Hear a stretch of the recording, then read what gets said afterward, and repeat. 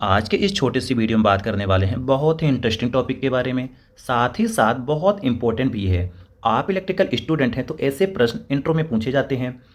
आज मैं बताऊंगा कि यार जो थ्री फेज ट्रांसफार्मर होते हैं, अगर उसके इनपुट में थ्री फेज सप्लाई दे तो क्या वह रोटेटिंग मैग्नेटिक फील्ड उत्पन्न कर सकता है। जैसा कि आपको पता ये है कि जो थ्री फेज इंडक्शन मोटर होते हैं, उनके इनपुट में जब आप थ्री फेज दे रहे होते हैं, वहाँ पर जो करंट फ्लो हो रहा होता है बाइंडिंग में से, जो मैग्नेटिक फील्ड क्रिएट कर रहा था, रिजल्टेंट मैग्नेटिक फील्ड क्रिएट कर रहा था, जो उसका नेचर होता है वो रोटेटिंग मैग्नेटिक होता है, जो हमारे एयर गैप में रोटेट कर रहा होता है। ऐसे ही जब सिंगल फेस इंडक्शन मोटर की बात कर रहे थे तो वहाँ बताया कि एक बाइंडिंग अगर की जाती है तो वहाँ पर रोटेटिंग मैग्नेटिक फील्ड प्रोड्यूस नहीं हो रहा था, वहाँ पर पल्सेटिंग मैग्नेटिक प्रोड्यूस हो रहा था। तो फिर हमने क्या किया कि वहाँ पर एक और बाइंडिंग किया जिसे हम एक्सिलरी बाइंडिंग कह रहे थे। फिर वहाँ रोटेटिंग मैग्नेटिक फील्ड मिल रहा था। फिर समझा जब भी रोटेटिंग मैग्नेटिक फील्ड चाहिए हो तो कम से कम दो बाइंडिंग होना ज़रूरी है, उससे काम नहीं बनने वाला। यहाँ पर देखा जाए तो ट्रांसफार्मर में तीन बाइंडिंग लगी होती हैं, तीन फेस सप्लाई दे रहे होते हैं, तो यहाँ रोटेटिंग मैग्नेटिक बनता होगा, ऐसा सोच रहे थे। ये बात अगर ऐसा सोच रहे हैं तो ये गलत है। थ्री फेस ट्रांसफार्मर में हमारा रोटेटिंग मैग्नेटिक फील्ड क्रिएट नहीं हो रहा होता। इसी के बारे में जो हम बात करने वाले हैं, अगर इस सारी बात जानना है तो इस वीडियो को अंत तक देखते रहिए, आपको बहुत कुछ सीखने को मिलेगा। ये ट्रांसफार्मर जो है तीन बाइंडिंगों वाला ट्रांसफार्मर है। आगे आपको कंप्लीट वीडियो मिलता रहेगा, कंप्लीट लास्ट तक जरूर देख लेना। Today I am going to make a new video, so please whatever. मतलब आप समझ ही गए होंगे कि क्या मतलब है ये।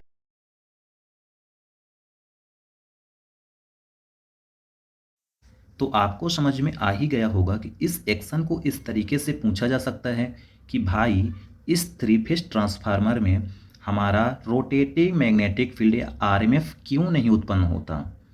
तो देखिए, जैसा कि आपको मैं पहले बताया कि ये वेवफॉर्म आप देख रहे हैं क्या दर्शा रहा है। मान लीजिए ये करंट का वेवफॉर्म है, तो ये हमें बता रहा होता है कि जो हमने थ्री फेस बाइंडिंग किया है, किसी भी मशीन या मोटर की बात कर रहे हैं या ट्रांसफार्मर की बात करें, तो तीनों बाइंडिंग में जो करंट फ्लो होगा वो किस तरीके से फ्लो होगा, कितना आगे पीछे फ्लो होगा, मैग्नेट्यूड से होगा, किस डायरेक्शन से होगा, सारी जानकारी इस वेव फॉर्म को देखकर हमें मिल जाता है।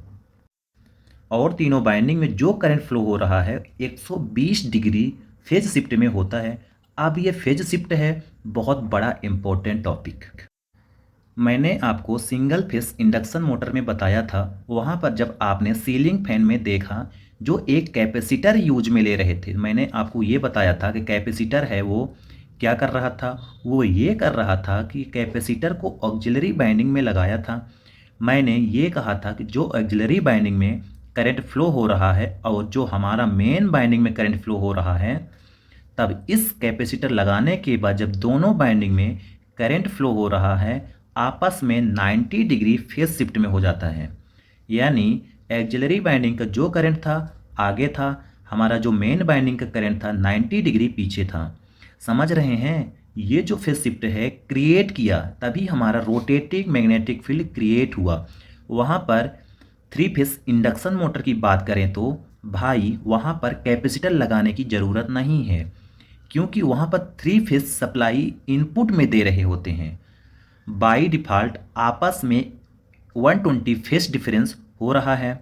मान लीजिए सिंगल फेस अभी चालू हुआ है या एक फेस अभी चालू हुआ है, तो जो नेक्स्ट दूसरा फेस होगा 120 डिग्री फेस थोड़ा पीछे चालू होगा, और जो तीसरा फेस होगा 120 डिग्री और पीछे चालू होगा। ये तीनों फेस जो आपस में हैं 120 डिग्री आगे पीछे होते हैं, और इसी फेस शिफ्ट के वजह से ना हमारा रोटेटिंग मैग्नेटिक फील्ड जनरेट हो रहा होता है।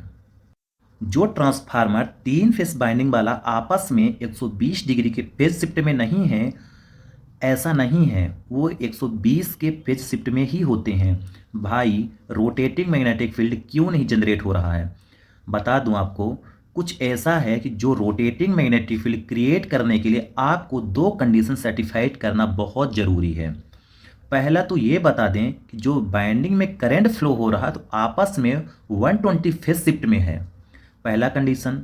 दूसरा कंडीशन क्या होता है कि जो मोटर में बाइंडिंग कर रहे होते हैं तो तीनों को हम फिजिकली भी 120 डिग्री के स्पेस एंगल पे रखते हैं। मुझे पता है बहुत सारे लोगों को समझ में नहीं आया होगा। इसको ऐसे समझिए दोस्त कि इसकी एक बाइंडिंग पहले मान लीजिए मोटर के अंदर किया, जो दूसरी बाइंडिंग है जो हम कर रहे होते हैं ना, वहीं से स्टार्ट नहीं करते, हम 120 डिग्री आगे जा कर के वहाँ पर करना स्टार्ट करते हैं। यानी कि स्पेस एंगल पर तीनों बाइंडिंग 3 फेज इंडक्शन मोटर पर की जाती है, मैन्युअली भी। पहला जो टाइम डोमेन में हमारा फेज शिफ्ट होना चाहिए, जिसे हम कह रहे थे कि जो करंट वायर के अंदर से गुजर रही है आपस में 120 फेज शिफ्ट में है। दूसरा कंडीशन, स्पेस डोमेन में ना 120 डिग्री फेज शिफ्ट हमको चाहिए।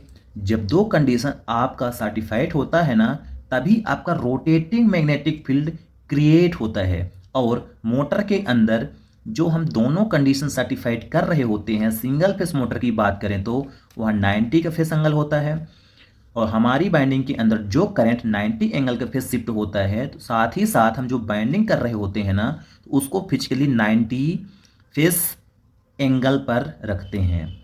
और 3 फेस ट्रांसफार्मर को देखेंगे तो बाइंडिंग के अंदर करंट फ्लो हो रहा था, तो 120 फेज शिफ्ट हो रहा था, जो स्पेस एंगल होता है और शून्य होता है।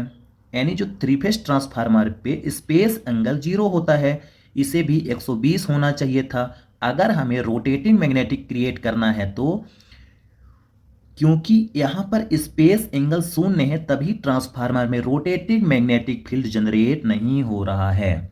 आशा है कि आपको बहुत अच्छे से समझ में आ गया होगा कि हमें रोटेटिंग मैग्नेटिक फील्ड जनरेट करने के लिए स्पेस एंगल भी 120 डिग्री का चाहिए, शून्य पर नहीं होता।